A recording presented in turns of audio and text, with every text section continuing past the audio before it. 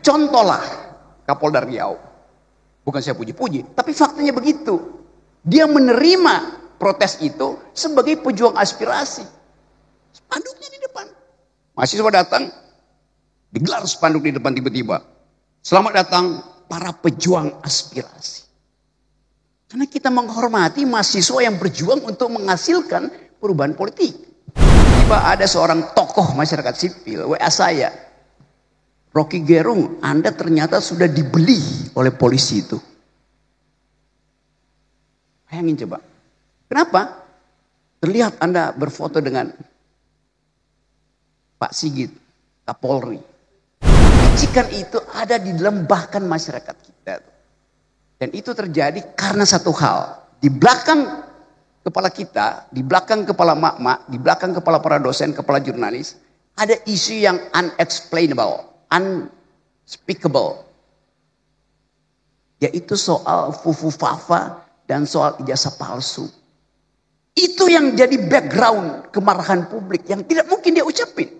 Karena menunggu kepastian isu ini sampai di mana tuh. Kita bikin riset, saya bikin riset, isu ini akan ada di semester ke depan masih ada di situ.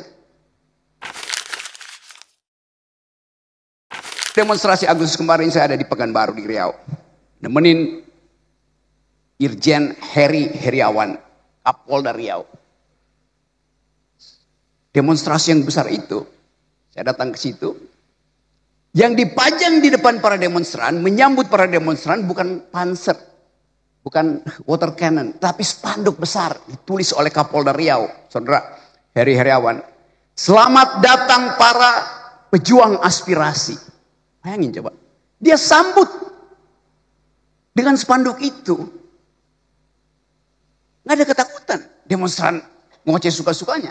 Karena dia anggap demonstrasi itu pejuang aspirasi. Dengan cara itu langsung terbagi kimianya tuh. Pejuang aspirasi diterima. Provokator dihalangi. Yang memperjuangkan aspirasi pasti pakai argumen. Yang ingin merusak demonstrasi pasti pakai molotov. Udah dipisahkan. Jadi contohlah Kapolda Riau. Bukan saya puji-puji, tapi faktanya begitu. Dia menerima protes itu sebagai pejuang aspirasi. Spanduknya di depan. Mahasiswa datang, digelar spanduk di depan tiba-tiba. Selamat datang para pejuang aspirasi. Karena kita menghormati mahasiswa yang berjuang untuk menghasilkan perubahan politik.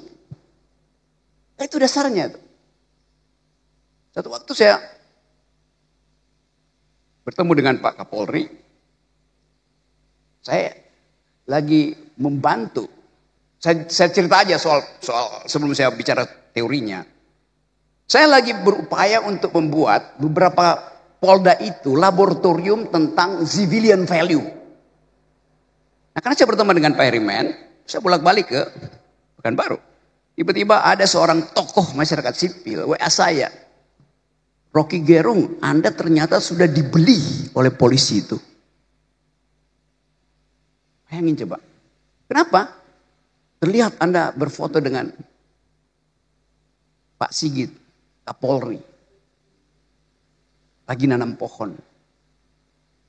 Dan Anda bicara, pidato di samping Kapolri. Saya bilang enggak. Pak Sigit tidak di samping saya, dia di belakang saya. Kenapa enggak dibalik? Bahwa saya yang membeli Kapolri. Bukan saya yang terbeli. Karena saya nyusun kurikulum tentang hubungan antara polisi dan lingkungan. Yang disebut green policing. Yang dipromosikan oleh Kapolda Riau. Jadi bayangin, masyarakat sipil pun mencurigai aktivitas masyarakat sipil. Karena dia nggak paham bahwa lebih banyak orang yang mati karena kerusakan lingkungan daripada yang mati di jalan raya. Itu soalnya. Jadi kepicikan aktivis masyarakat sipil juga ada. Karena kecengengan, nggak bisa berpikir. Kalau saya kritik, saya juga kritik lingkungan saya. Yang mencurigai hubungan antara aktivis, dosen, jurnalis, dengan kalangan kepolisian. Rocky Gerung sudah terkooptasi oleh Kapolri. Lalu dalam isu lingkungan terbalik. Pak Sigit terkooptasi oleh isu lingkungan yang saya buat. Begitu dong fairness-nya tuh. Jadi kita lihat bagaimana kepicikan itu ada di dalam bahkan masyarakat kita. Dan itu terjadi karena satu hal. Di belakang kepala kita, di belakang kepala mak-mak, di belakang kepala para dosen, kepala jurnalis, ada isu yang unexplainable, unspeakable. Yaitu soal fufu-fafa dan soal ijazah palsu. Itu yang jadi background kemarahan publik yang tidak mungkin dia ucapin. Karena menunggu kepastian isu ini sampai di mana tuh. Kita bikin riset, saya bikin riset, isu ini akan ada di semester ke depan, masih ada di situ. Jadi kita mau coba bahas sekaligus. Apa yang kita sebut sebagai reformasi sebetulnya basisnya adalah kecurigaan masyarakat sipil terhadap penyelesaian kasus-kasus yang sangat sensitif. Mereka tidak bisa ucapkan, saya pakai satu istilah. Deep psychology, psikologi dalam masyarakat kita adalah bimbangan, kecurigaan, ketidakpastian. Ketidakpastian politik sekarang disiram dengan ketidakpastian ekonomi. Maka orang akan cari siapa yang harus bertanggung jawab. Jadi coba kita endapkan sebetulnya sebagai satu refleksi. Upaya untuk membenahi kepolisian adalah upaya untuk membenahi peradaban. Jalan raya itu bukan milik polisi. Tapi tanpa polisi, jalan raya berubah menjadi tempat brutalisme. Saya hindari istilah anarkisme tadi, karena betul, Usman.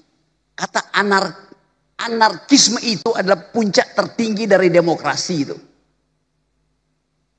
Kata anarkisme datang dari penggalan kata an dalam bahasa Greek, bahasa Yunani. Dan arko artinya kepala, an artinya tanpa kepala. Demokrasi memang harusnya tanpa kepala karena kesetaraan. Tapi udah kata itu udah keburu dipakai. Kalau begitu saya nggak boleh lagi mengajar. Saya mengajar critical thinking di UI. Di dalamnya saya mengajar dua cara berpikir kritis, satu marxisme, dua anarkisme. Marxisme adalah kritik terhadap arogansi kapital. Anarkisme ada kritik terhadap arogansi kekuasaan.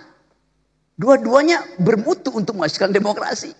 Tapi kata itu udah mengalami pejorasi sehingga you anarki, you anarko. Loh itu kata yang bagus. Anda marxis. Loh itu kata yang bagus. Karena diajarkan berpikir kritis itu. Membongkar ekonomi tanpa pengetahuan marxisme nggak ada gunanya. Membongkar kekuasaan tanpa pengetahuan anarkisme nggak ada gunanya. Jadi itu pentingnya kita belajar bersama-sama di sini.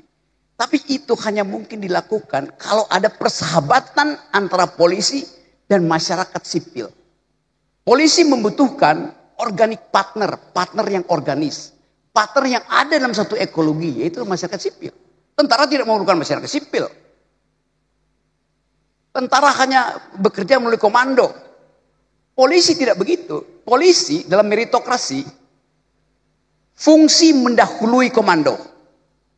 Sebaliknya dalam militer fungsi itu disebabkan karena ada hierarki komando. Polisi fungsi mendahului komando. Yes. Bisa jelaskan mungkin Bung Rocky? Anda kalau punya poin, pangkatmu itu 3 balak, bisa bertengkar dengan yang 3 bintang supaya terlihat betul-betul penguasaan tentang situasi. Reserse yang diperiksa teroris itu boleh kasih poin menentang pendapat dari komandannya. Kan begitu Pak. Tapi kita nggak mungkin begitu. Kalau sudah kan prinsip military efisiensi, bila Anda telah membidik, jangan ragu. Kalau masih ragu, tarik picunya. Polisi nggak bisa begitu. Di dalam polisi diskusi itu mesti berlangsung. Karena itu fungsi mendahului komando. Itu nilai dalam kepolisian begitu. Tidak mungkin komando itu dipakai untuk mengaktifkan fungsi.